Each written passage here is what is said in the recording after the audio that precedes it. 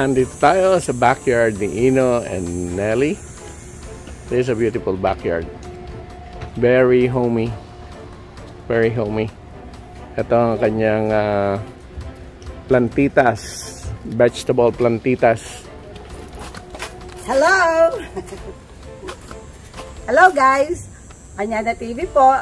Ngayon nandito kami sa Canada.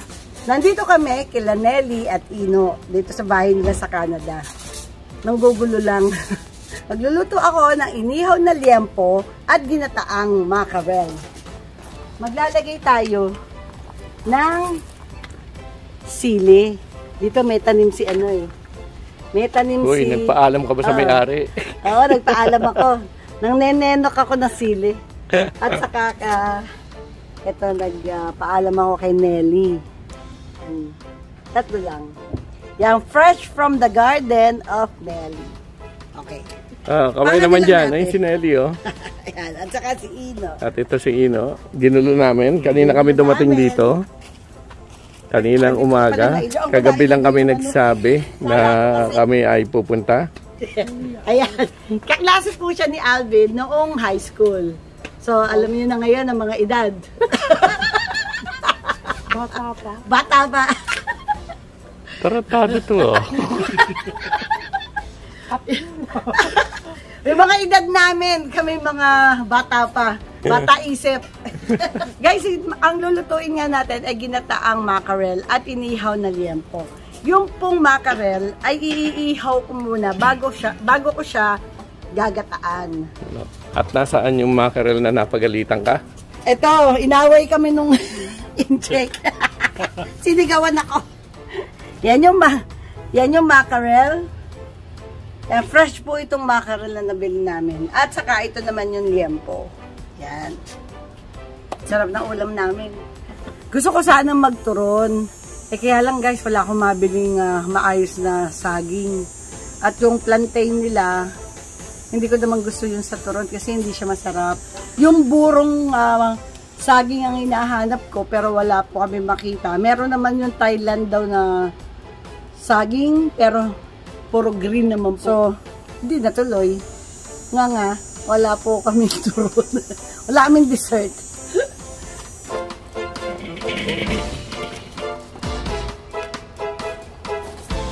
Nakita mo yung ano doon, yung eggplant?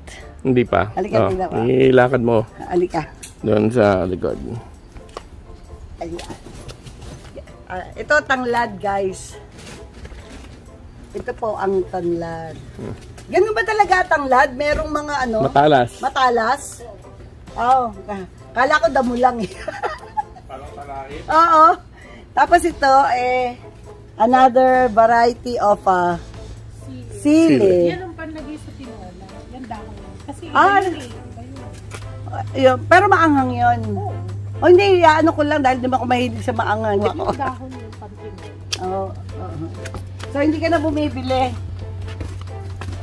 Tapos, Kasi dahon. yan. Ewan ko, ito hindi ko alam kung ano to eh. Kalamansi. Kalamansi yan. Kalamansi yan. Ito, weeds. Mahal yan ano? Dandelion. Actually, kinakain yan. Wild dandelion. Ito, lika. Ito naman yung ang ampalaya. Ang daming ayun o, nakita nyo sa loob. Ang daming bunga o. Nakita nyo. Yeah. Manghihingi ako kay Nelly. Biski dalawa. Tapos ito naman. Ito, zucchini. Ayun yung zucchini nasa loob eh. Meron ba? Wala yata. Ayun! Ito yata yung zucchini oh. Ayan, ayan, may zucchini. At ito ang eggplant. Yan yung sabi ko eh. Tingnan mo to. Malaki ng eggplant na eh. Oh, ang taba. Bakit mataba yung eggplant mo? Italian eggplant. Si Ino yan. Italian eggplant, guys. Eggplant ni Ino. Kapag Pagka-eggplant ni Alvin, hindi ka dyan kataba. Bilog. Hindi na nag-fasting na eh. Hindi na ba? Masama pala yung nagpa-fasting. nauubos.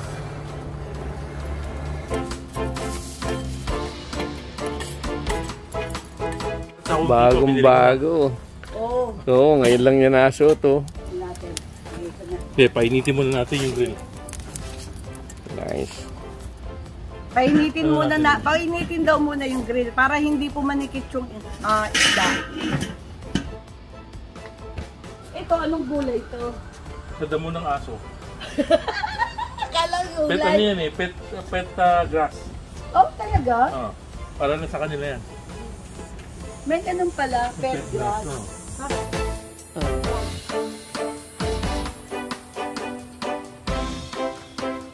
Okay na.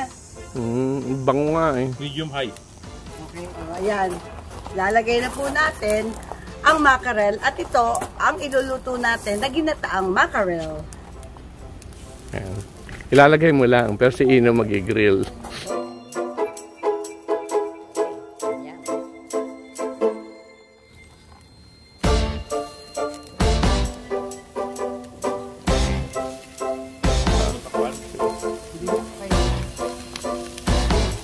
Okay na yung ano. Si Ino nang bahala dyan. At, Dahil kasi lulutuin naman yan sa gata eh. oo. Hihina ba doon pagka natakpan? Kasi dito, paano mo eh. Yung oxygen na. Kukulungin mo yung oxygen. Okay. Alam niyo ba guys, dumating kami kaninang umaga ng 9:30 kasi umalis kami sa bahay ng mga 11 ng gabi. Wala lang, trip lang namin ni Alvin na pumunta ng Canada. Ginulo namin yung mag-asawa rito. Ayan, oh. Ginulo namin sila kasi gusto ko kumain ng lansones. Malapit na po kasing mawala sa season yung lansones. Kaya trip lang. Success naman. Eh, syempre. Meron lansones. Baka gusto nga kami sa bunutan itong dalawa na wala yung ano nila eh. Me time. Wala nga kami gagawin ngayon eh. Mabuti na lang, walang gagawin. Wala kami gagawin ngayon. Kaya, okay lang. Okay. Tama-tama yung dating nyo. Kahapon pa naman, nasa birthday party si Ino. Pagdating niya, nalaman na lang niyang may bisita siya kinabukasan. Yeah. Ayan, si Coco. Si Chanel, gustong magnilay-nilay doon sa taas. Ayaw makigulo. Yeah.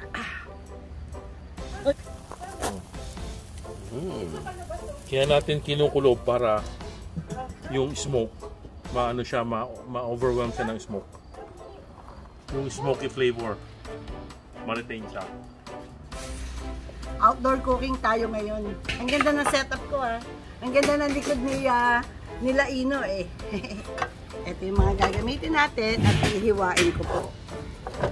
At yung isda, yung mackerel, ginigrill pa natin. At first, kailangan natin ng Bawang. isang bulb ng bawang. Tapos ito guys. At tapos meron din tayong Laki ng luya. luya. Kasi laki ng mukha ko, guys. Oh. And then salt and pepper. Ay, mali. Ito pala salt and pepper. Yan.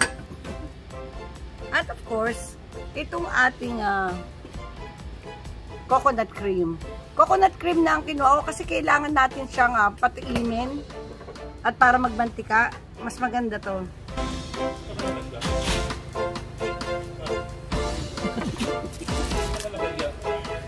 Hindi ako pinapawisan sa pagluluto ngayon. Kasi fresh air. Tumalsik laway ko. Presko. Presko. Okay naman. Uy, gandang kulay oh. Oo, kaya may tsura oh. Actually, pwede natin hindi ibaliktad yan eh. Basta na ano eh, nakukulob ng smoke.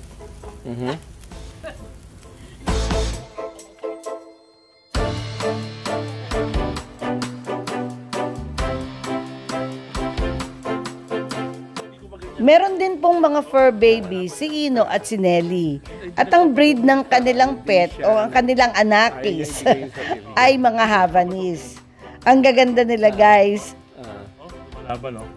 Uneasy siya sa balance. Si Serge. Ito naman ay si Serge. By the way, yung isa pong aso, yung isang Havanese, ang pangalan niya ay Choknut. At ito si Serge. May trust issue sa Kerry. Trust issue. Hindi ba ganun din si Chanel dati? Pagka binubuhat natin. Ayaw niya ng ganito. Ani? Maglalagay tayo ng candle. Nice. Sabi niya, kompleto sa gadget. Para ma-distract. Saan ka pa? Mamaya magte-take off na yan.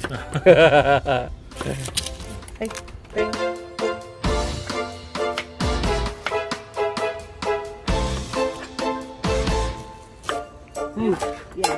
Ang kailangan guys, mas marami yung luya. Parang sarap.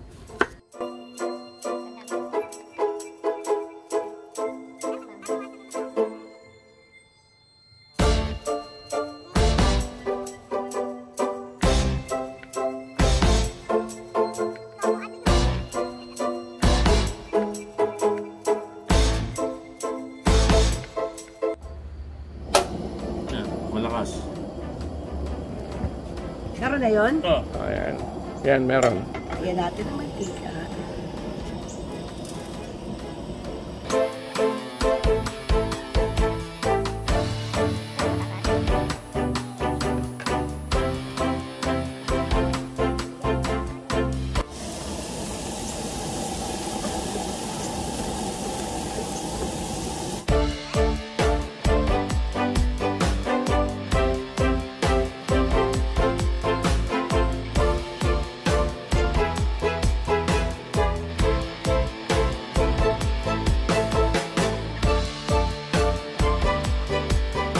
Pwede na yan, lulutuin pa naman mo din.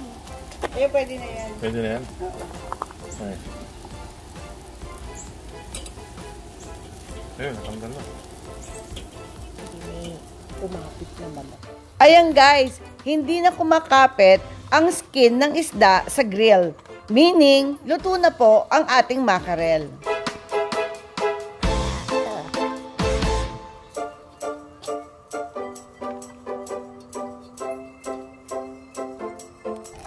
Yum, yum. Ooh, yum, yum.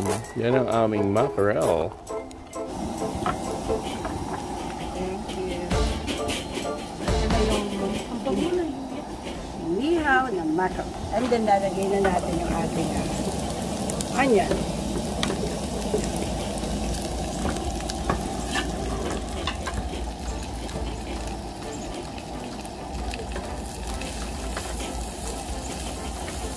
Bango.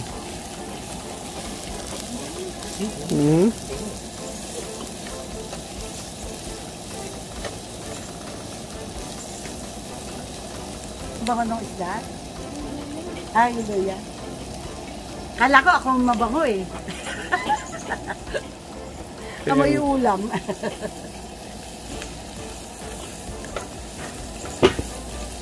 Yan. Pagkatapos po natin na maluto yung onion, lalagyan na po natin ng yung ating Coconut cream. coconut cream. Isang ganun lalagay natin kasi tatlo po yung ating Isda. tatlo yung ating isda. Yan. At ito guys, titiimin natin hanggang yung medyo nagmamantika na siya. Saka natin ilalagay yung ating isda.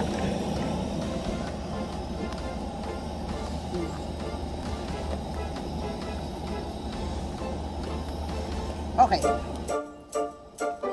Yeah, malakas yung apoy mo.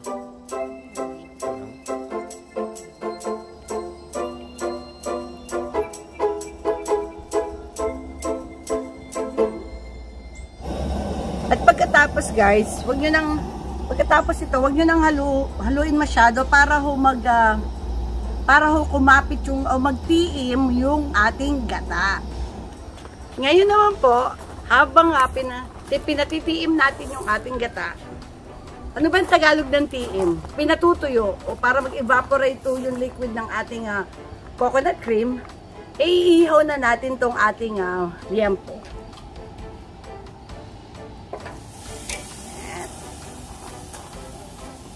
Canadian pork. Ang ganda po ng kanilang liempo. Itong lahat na to is only $14 Canadian dollars. Mura yan. Oo. Ang mura niyan. 14 Canadian dollars ng lahat to. Mas mura dito, no? Iayos natin para malagyan pa natin na isa.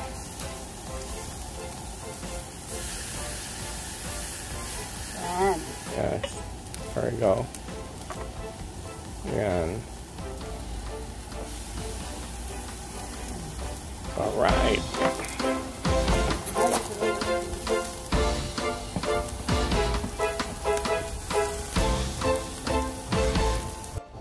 Smile! Smile, guys! Smile! Yan, okay na siya. Thank you. Ang mura ng liempo nyo rito?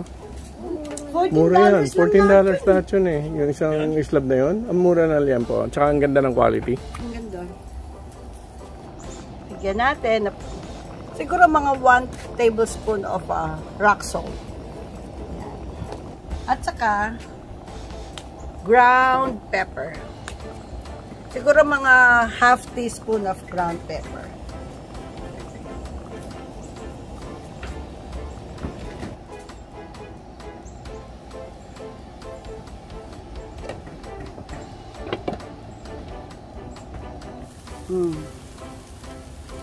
Amoy usok ako. Kaliligo ko lang.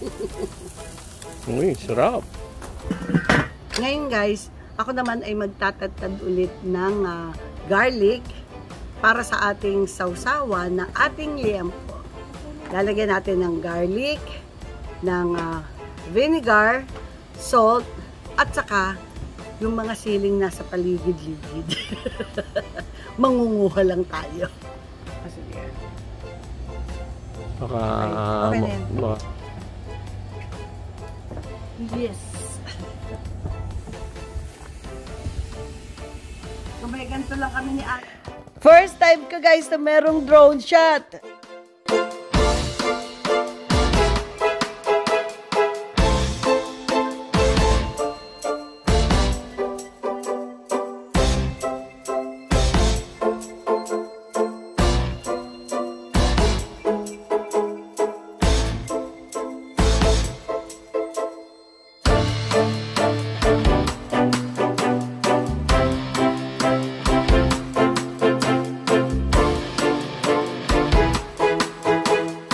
Akalain nyo guys, nagkaroon ako ng drone shot dahil kay Ino.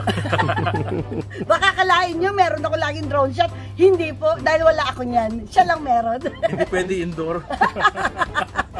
Napansin ko guys, nawawala si Coco at Chanel. Parang hindi nakikigulo sa amin. Alam nyo ba nung nakita ko, nandoon sila sa taas at parehong nanginginig. Natatakot dun sa usok. Siguro, kala nila may sunog at baka sila malitsyon. Ngayon lang po kasi sila nakakita ng ganong kalakas na usok. Ayan guys, medyo nag-evaporate po yung ating gata. Iintayin lang natin na medyo tumiim pa bago natin ilagay ang ating inihaw na mackerel. At guys, titikman nyo po sa inyong panlasa yung lalagay nyong asin at saka yung inyong pepper na lalagay. At saka guys, Medium, slow to medium lang po yung ang inyong fire para hindi po masunog ang inyong gata. Yan, kailangan lang siyang mag-tiim. Sa amin ang tawag doon tiim eh. Yung nag-evaporate. Ewan ko po sa ibang lugar o doon sa ibang probinsya kung ano po tawag doon. Pero po sa Pasig, ang tawag po namin doon, patiimin o patuyuin. Ito naman yung ating liempo. Ganda ng pagkaihaw ni Nelly. Okay na rin siguro.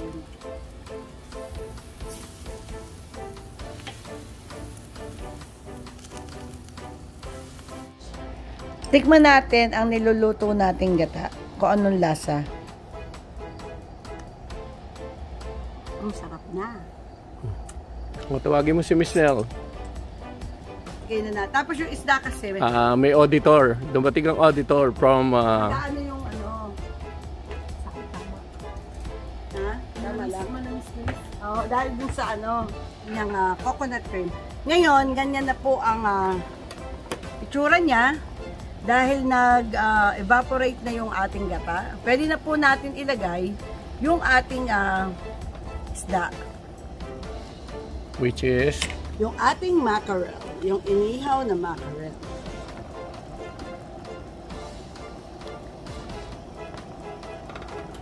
Actually, itong mackerel kasi, nung inihaw natin, luto na yan. Dahan-dahan lang ang lagay ng mackerel para hindi ito madurog.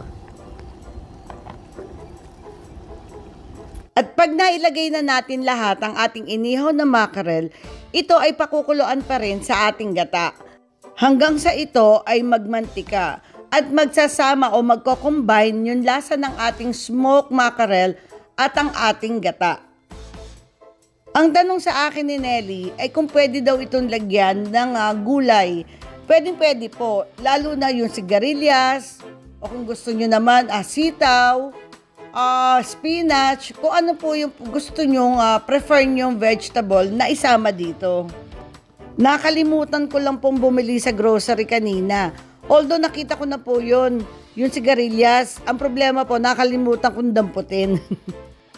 By the way guys, habang pinatitiim nyo po, huwag kalimutan na slow fire lang. Gusto ni Alvin, lagyan ko pa ng konting salt, pero sabi ko hindi. Kung gusto niya mag-salt, mamaya siya magpatis. Kasi mawawala yung tamis ng gata. Kaya ayoko nang dagdagan yung salt. Okay na sa akin yan.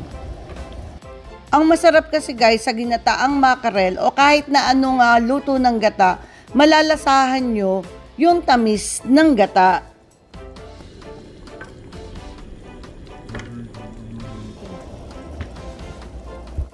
Checkin naman natin ngayon ang ating inihaw na liempo. Wow, ang usok. By the way guys, charcoal po ang ginamit namin.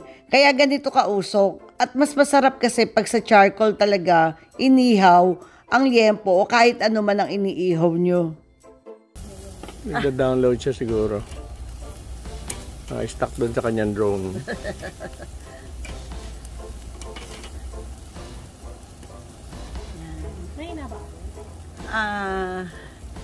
Medyo lang. Okay lang. Okay lang. Ayan guys, luto na po ang ating ginataang mackerel. Lagyan natin ang ating pang-garnish. Patayin na natin. Patay na ba siya? Patay na, no? Ngayon, lagyan natin ng pating pang-garnish. Ito, yung ating nineno kanina na mga sili dun sa garden ni Nelly. Yan, pang-garnish natin. Yan, hindi ko siya iniwa kasi ayoko na maanghang. Kung sino may gusto na lang na maanghang, saka na lang po nila pisaan ng sili. Ako ayoko kasi na maanghang eh. Ang okay na ang ating ginataang mackerel. Okay, huwag niyong kalimutan, kailangan nating iihaw ang ating mackerel bago natin itong lutuin sa gata. Okay guys?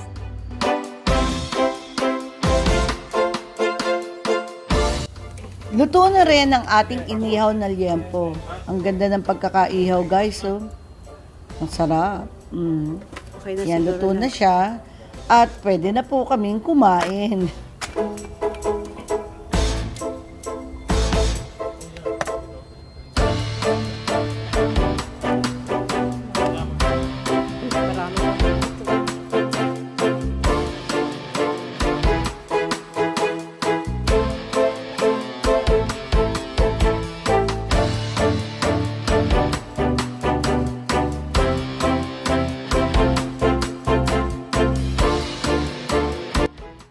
Maraming salamat sa kaibigan namin mag-asawang si Ino at si Nelly sa kanilang pagtanggap sa amin ni Alvin sa kanilang bahay. Miski biglaan. Huwag kayong magsasawa, Ino at Nelly ha, sa uulitin. Again, maraming salamat sa inyong mag-asawa. We have fun, guys. At syempre, hindi mawawala ang mga pictures ng mga prutas na dinayo namin sa Canada. Yung lansones, mangustin, at nakakita rin si Nelly ng langka. Paano guys, hanggang dito na lang po ang vlog ko for today. I hope nag-enjoy po kayo sa aming pagluluto dun sa backyard ni Ino at Nelly. Thank you guys, till next time, bye!